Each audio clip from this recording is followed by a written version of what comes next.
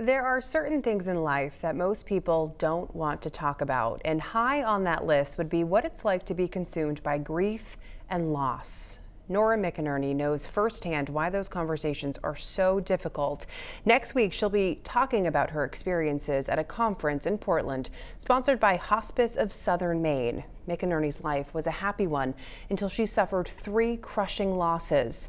Rob asked her what she would have said if 15 years ago someone had told her she was going to become an expert on heartbreak and grief. I would have said, no, thank you.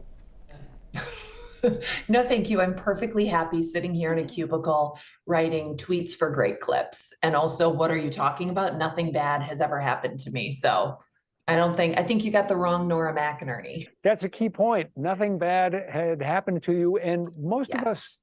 when nothing bad happens to us, we go through life thinking, it's not going to happen to me. I'm not going to be the person who gets into the crash on the highway. It's going to be someone else. I'm not going to be the person who gets hit by a piece of ice falling off a roof. It's going to be someone else. That was you, right? Yeah, I think bad things always happen to other people until you're other people. And I had what I would consider now, what I now know to be a very charmed life. And until I fell in love truly and for the first time, um, a year into my relationship, my boyfriend at the time had a seizure. Weird. Seizure turned out to be a brain tumor, not acceptable. And the brain tumor turned out to be stage 4 cancer. And boom, my entire life is different and I will never be the same. When you lost your husband, that was not the only blow that you endured in a very short period of time. What else happened to you? Yeah, no, of course not. Why just have one terrible thing happen when your whole world instead could just fall apart piece by piece? So I um, lost my second pregnancy at 11 weeks and 6 days. This was going to be the second child that I had with my husband, Aaron. I married him after that seizure. And 5 days after that, my father died. He had been treated for cancer for just a few months. And then 6 weeks after that, it was Aaron's turn. So I lost a child, a parent, and a husband in the span of, I think, 6 weeks. When you talk to people about grief and loss, they know what you've been through. So there's an immediate bond that you have with other people who have had to endure terrible things. But what is it that they want to talk to you about? What is it that they often ask you? People want to know if they're doing it right. People want to know that their thing counts. People want to know that it's okay, that they feel so exhausted, so defeated, so angry, so lonely, that they are normal for feeling so abnormal. And what do you tell them?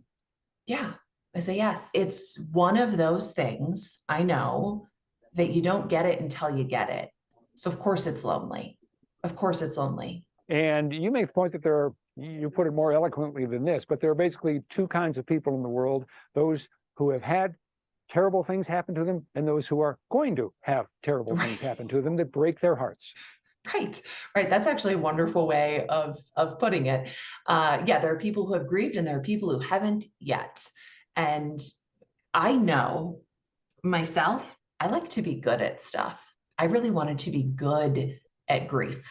And the way that I thought I could be good at it, and I see this in a lot of people, is to get through it and get over it as fast as possible, right? To get back to normal, to get, I don't know, to just make it stop, to make it be over as fast as possible. And I know now that it is a chronic condition.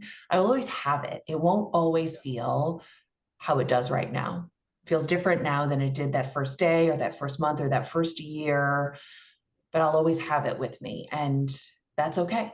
When people ask you now, Nora, how are you doing? How's your life? What do you tell them? Yeah, it's my life is good. My life is good. And my life was always good, even when it was really hard. I've always had a good life and I've always known that deep down. I don't advocate for sort of spilling out all of your current or past traumas on strangers. Small talk is small talk for a reason, But I will say that among my close family and friends, we do not ask how you are unless we are ready to hear the truth. And we never say fine if we don't mean it. So powerful. Nora McInerney will be speaking Tuesday, May 23rd at the Thresholds Conference sponsored by Hospice of Southern Maine. This year's conference is focusing on conversations about the end of life and the emotional honesty that follows. Nora McInerney, by the way, is the host of a podcast called Terrible. Thanks for asking. You can find out more about her and the Thresholds Conference by going to the 207 section of our website and our mobile app.